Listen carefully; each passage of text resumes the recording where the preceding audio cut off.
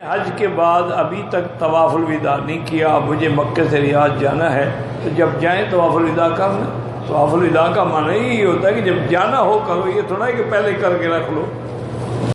کہتے ہیں کہ اگر کسی نے اپنے چچا اور پھپھی کی لڑکی کے علاوہ کسی دوسرے خاندان کی لڑکی سے شادی کی، اگر وہ آدمی شادی کرنے والا فوت ہو گیا تو کیا اس لڑکے کا باپ اس بیوی سے جو وہ اس کی بہو تھی نکاح نہیں کر سکتا؟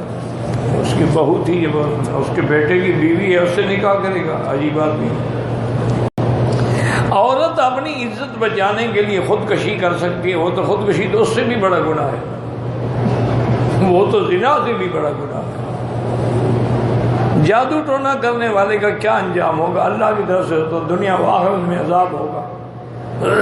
اور تمہیں خدشہ ہے تو سورۃ البقرہ کو ٹیلی فون میں فیڈ کر کے ہیڈ فون لگا کے سنا کرو، کوئی جادو، کوئی شیطان، کوئی جن کچھ بھی تم پر اثر نہیں کرے گا۔ ضروری نہیں ہے کہ روز سورۃ البقرہ پوری سنو، کر کے سنتی رہو صبح و شام جب موقع ملے، تو انشاءاللہ یہ جادو وادو ٹول سب نکل جائیں گے۔